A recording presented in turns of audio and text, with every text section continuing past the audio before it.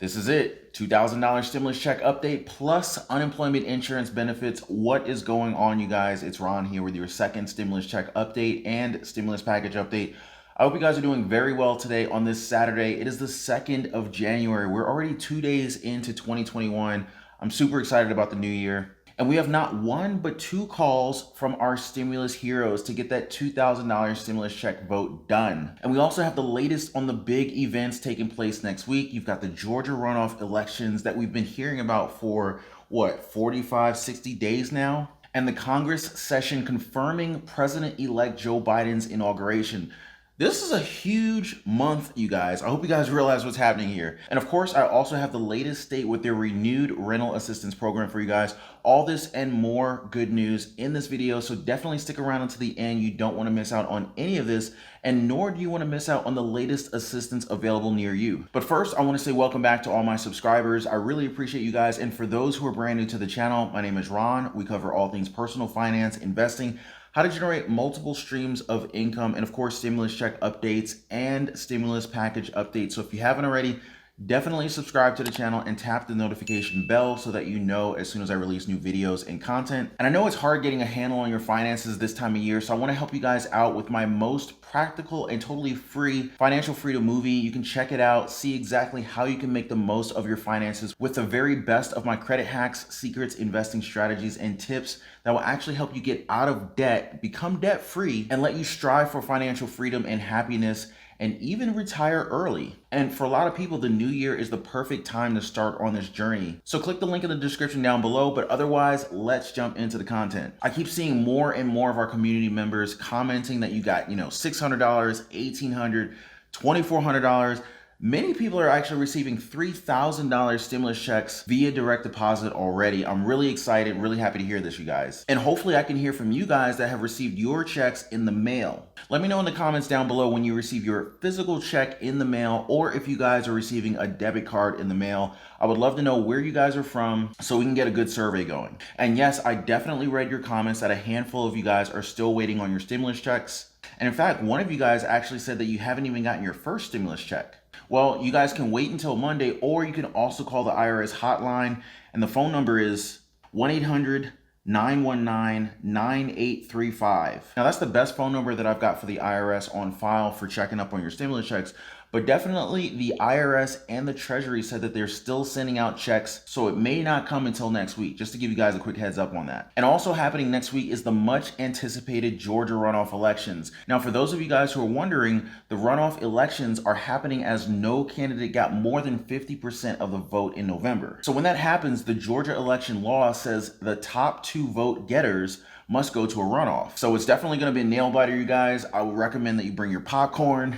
And in fact, they already saw a record 3 million early votes cast this week. That's already 38.8% of all registered voters in the state of Georgia, meaning there's really strong voter interest in Tuesday's elections that pit incumbent Republican Senators David Perdue and Kelly Loeffler against Democratic challengers Jon Ossoff and Raphael Warnock. And of course, you guys remember, this is a big one because if Republicans win one or both of these seats, they will retain a very slim but majority role inside the U.S. Senate. And this would enable them to block much of the incoming Democratic President Joe Biden's agenda. And of course, that would include a third stimulus check, you guys. If Democrats win both seats, though, the chamber will be split 50-50, giving the tie-breaking vote to Vice President-elect Kamala Harris. So here's looking at you, current Majority Leader Mitch McConnell. And the early polls suggest a very slim lead for the Democratic candidates, but it's really too early to call, as Georgia is a Republican-leading state, and Republican Senate candidates got more votes than Democratic candidates in November. But then again, for the first time since 1992, Georgia voted for a Democrat for president, as independent and Republican-leaning voters in the suburbs turned against President Trump. So based on that, it's really up in the air. I mean, just think about it. If a traditionally, Republican-leaning state voted for a Democratic president, it's very likely that we could potentially see another record broken and having, two Democrats take up these remaining Senate seats out of Georgia, so we'll see. And we may also see another surprisingly large turnout in our Republican lawmakers in the Congressional joint session to count electoral votes. Illinois Republican Congressman Adam Kinzinger says he believes that more than 100 members of the GOP could step forward to challenge the congressional certification of electoral votes. The biggest name to commit to this challenge would have to be our very own stimulus hero, Josh Hawley, who said, at the very least, Congress should investigate allegations of voter fraud and adopt measures to secure the integrity of our elections. But Congress has so far failed to act. The congressional count is the final step in reaffirming Biden's win after the Electoral College officially elected him on December 14th. Now, what'll happen from here is Congress will meet on January 6th to open sealed certificates from each state that contain a record of electoral votes. Bipartisan representatives of both chambers read the results out loud and do an official count. The President of the Senate, Vice President Mike Pence, presides over the session and declares the winner. After the teller reads the certificate from a state, any member can stand up and object to the state's vote on any grounds. For the objection to be sustained, both chambers must agree to it by a simple majority vote. The last time that this happened was 2005, when Representative Stephanie Tubbs Jones of Ohio and Senator Barbara Boxer of California, both Democrats, objected to Ohio's electoral votes by claiming there were voting irregularities. And as for the coming session, it's unlikely any challenge will succeed since the House is already controlled by Democrats and several Senate Republicans, including Mitch McConnell, who have already acknowledged Biden's victory. Mitch McConnell asked his fellow Republican senators on a private call December 15th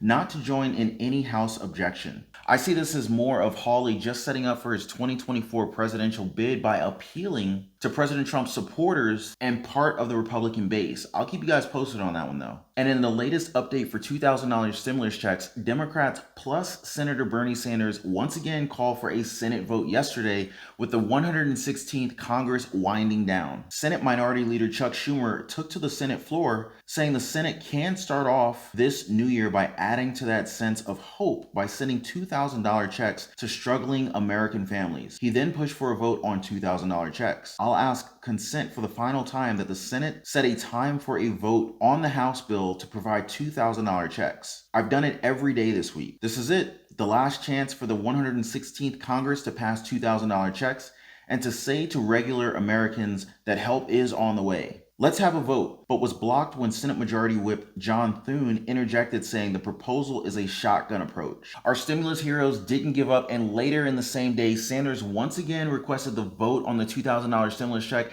and this time even calling for a vote on Mitch McConnell's alternative bill, which would combine increased direct payments with a repeal of the online liability protections, also known as Section 230, and the establishment of a commission to study voter fraud. And of course, they were once again blocked, but this time it was by John Cornyn of Texas. And Hawley came out to support the vote, saying that the President of the United States said that's the level he supported. This is the number he asked for. And yet we can't even seem to get a vote on it. These are working people. And all that they ask for, as I've said many times on this floor before, is a chance to get back on their feet and be able to provide for their families. And I can't for the life of me understand why we cannot get so much as a vote on these bills. But our stimulus heroes are not giving up, you guys, and neither should you. So definitely reach out to your senators right now through phone, through social media, jump in their inbox, DM them, be all up in their DMs. They will listen to you guys if enough of us speak up. Don't forget, you guys, your voice definitely matters. Remember that. And on top of that, we can also look forward to that promised third stimulus check from President-elect Joe Biden, maybe even this month already. Remember, many times President-elect Joe Biden said whatever stimulus goes out, this is only a down payment, so there's much more to come. And while Biden applauded Congress for doing its job by passing the $600 stimulus checks together with $300 unemployment insurance benefits, PPP, rental assistance, he also added that he can and must ask Congress to do it again next year. And that's this year already, guys. So, it's only a matter of time. But no matter what, guys, I will definitely be here to give you guys the freshest, most accurate updates on stimulus checks and, whatever else lawmakers might be up to. And I'll be sure to post a breaking news video as soon as they announce it, be it morning, noon, or night. So make sure that you don't miss out by subscribing to the channel and clicking the notification bell. You won't regret it. And I've even got more good news for our community members in Colorado. The Sentinel State just announced its plans with the federal rent assistance coming from the $900 billion stimulus package that was recently approved. They've extended the application deadline for 1 year mortgage forbearance on Federal Housing Association FHA backed loans up until February 28th. They've also replenished funding for its housing assistance programs, and the Emergency Housing Assistance Program is available to tenants and homeowners, while the Property Owner Preservation Program is for landlords who can request rent on behalf of their tenants. So that's really good news for Coloradians. So you can definitely check out that information in the link down below. And of course, you guys can check out my other videos on other state and local programs near you. They're all in the description down below. And I want to send a big thank you to all of my community members who reach out to me with, programs that you guys know of. I cannot thank you guys enough for that. And I just want you guys to know that you've helped a lot of families with just your simple message or your comment. And I hope you guys keep them coming. And while you're at it, I would really appreciate it if you could like this video and tell me that you appreciate the freshest, most accurate updates on stimulus out there. And so I just want to say thank you very much, you guys. And since I've mentioned housing, let's continue our talk on good debt versus bad debt, focusing on mortgage today. So mortgage debt historically has been considered one of the safest forms of good debt, since your monthly payments eventually build equity in your home. But this may not be true anymore, as the Great Recession and subprime mortgage crisis taught us. Prices don't always rise indefinitely. People used to say, oh, real estate always goes up, and it's not true. And borrowing more than you can afford or using mortgage terms that you don't fully understand can definitely put you and your family at risk of ultimately losing your home and all of your money that you invested in it. And during the subprime mortgage crisis, millions of borrowers lost their homes to foreclosure as home prices dropped, and the adjustable rate mortgages, or ARM or ARM loans, those loan payments adjusted and went upward. So to make sure you're getting a good kind of debt on your mortgage, you should always understand, how much you can borrow safely, plus the home market at the time that you decide to buy. And generally speaking, your monthly mortgage payment, including your PMI, or private mortgage insurance, should be less than 28% of your gross monthly income. And you should also consider other factors such as the terms of the loan. While ARMs offer lower interest rates and offer lower monthly payments in the beginning, they can also adjust upward over time, resulting in higher payments that can actually surprise you. This is actually what happened to millions of people during the financial crisis of 2008. So you want to find a mortgage payment level that works for your household long term. You want to include factors such as, the possibility of layoffs, maybe a larger family in the future, or, any number of different factors or events that could ultimately affect your ability to cover your future mortgage payments. And again, the root question you should always be asking yourself is, will this debt pay me back more than what I put into it? So if you have any questions about this, don't hesitate to drop me a comment down below. I'll be sure to get back with you guys, and I might even feature your question in a future video. So anyway, guys, that's all for the stimulus check update and stimulus package update. 2 more calls from our stimulus heroes to get that $2,000 stimulus check vote done.